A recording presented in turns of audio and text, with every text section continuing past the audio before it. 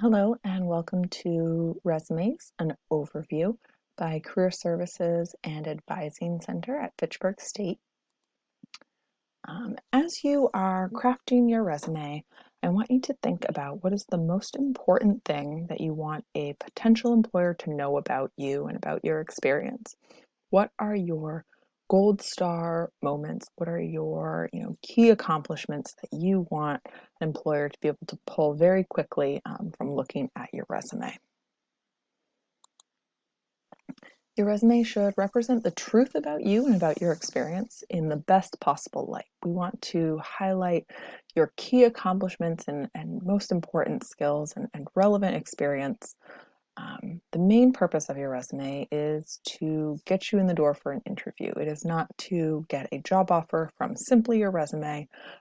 It is really to catch their attention and make them want to meet you. On average, an employer is looking at your resume for less than 30 seconds before they decide whether they want to move on or if they are going to keep reading. So that means your resume needs to be a tailored, clean document that is easy to read and highlights your greatest achievements and is completely free of spelling and grammar mistakes. Your resume there's no hard and fast template for resumes. You'll see several different types of templates. Some are more creative and artsy than others. What we're going to be talking about is a really straightforward, basic resume template. I would caution you against using fancier templates that you may find on either Google Docs or download from the internet. Sometimes templates can be really rigid and difficult to maneuver and change around. And if you are either currently enrolled or a recent graduate, you'll likely be changing your resume every 6 months or so to update new experiences, to tailor for different jobs. So you want to be able to make those changes pretty easily. Some of the subsections of your resume are your heading, your education, skills, and experience. Within experience, there can be subsections, and we'll talk a little bit about some additional sections you may want to include. All right, so your heading, first thing at the top of your resume is your contact information with your full name, address, phone number, and email. You can also include links to either a LinkedIn profile, a portfolio, website, if it is relevant to your field. The next section is your education. We want to put your education towards the top because if you are currently enrolled or a recent graduate, usually your education is the most relevant thing that you want employers to see.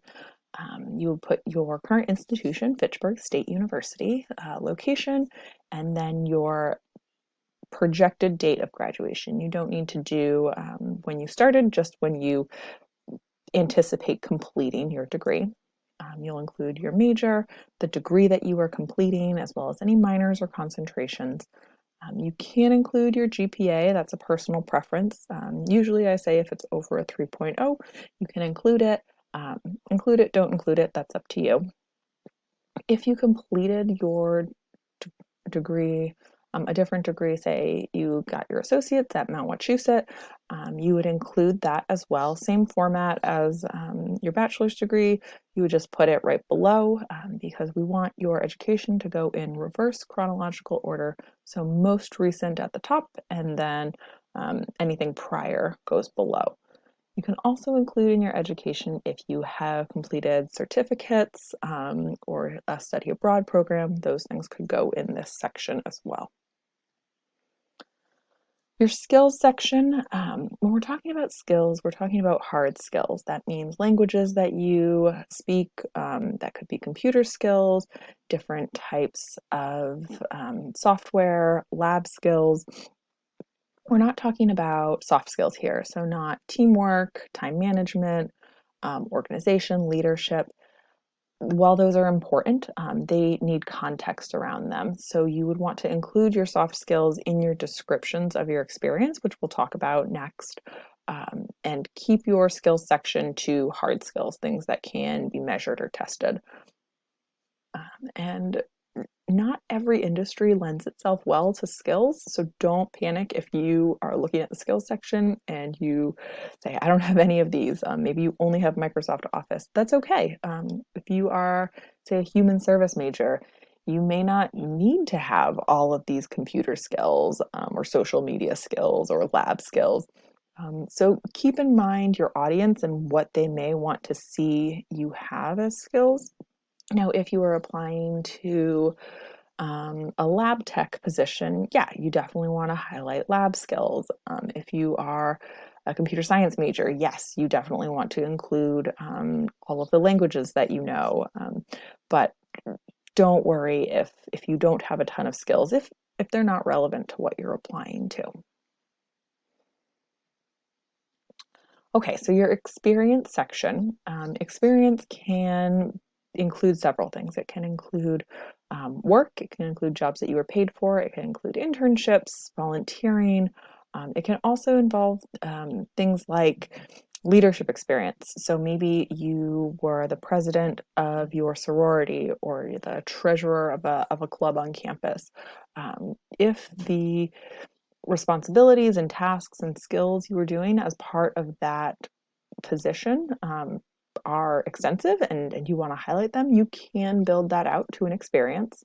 Um, so just kind of keep that in mind. It doesn't necessarily need to be work. For each experience, you are going to put the name of the organization or company, the location, your position title, as well as the dates that you held that position. Include the month and year, especially if something is less than a year, especially, things are semester long or only over the summer. And then you'll include approximately 3 bullet points to describe the skills and tasks that you were doing. Some may have more, 5 bullet points, some may have fewer depending on the relevance and what you were doing. But just be consistent with your formatting. Don't go crazy with bold and italics and things like that. But if you are italicizing all of your job titles, italicize all of them throughout. Be consistent with the type of bullet point you're using, how far indented they are. Make sure all your dates line up. So just be consistent throughout. Your experience should also go in reverse chronological order, so most recent to farthest back. But if you find that you have experiences that are a little farther back but are more relevant, you can always break up into subsections. So the example here, we have relevant experience and then experience. You might break things down between teaching experience and other, between computer science experience and additional. So you can make subsections if you need to, or you can have just one section called experience. Okay, as you are writing your descriptions of your experiences, I want you to keep in mind, so what? Why are you telling them about this? Why do they care that you had this position? Consider why you are sharing what you are writing down. So give details. Is the reason you're telling them that you are an orientation leader because you want to let them know that you can work in a team, that you are organized, that you have leadership skills? Why are you sharing it? And so try to start with an action word. So instead of responsible for, you would include things like facilitated group meetings, planned and carried out workshops for new students. So try to be a little more specific with what you are describing. I have included in the description of this presentation a link to our resume resource guide, and there is a list of all action words that you can use to kind of brainstorm your descriptions. Okay, so you may have some additional sections that make sense depending on your field.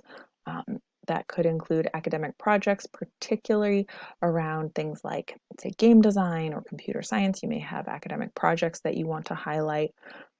Honors and awards, so that could be honor societies, that could include scholarships, leadership experience, certifications, associations, activities, so that might be clubs or activities you're involved in on campus where you aren't holding necessarily a leadership experience, but you want to highlight that you're involved in that way. Research you've done, licensure, particularly for nursing and teaching. And if you are including licensure, that should be at the top of your resume, up with either right above or right below education, or publications is another section. Some final pointers, keep it to one page. If you are handing in a 4-page resume, nobody's reading pages 3 and 4. Keep it concise, keep it focused on your audience.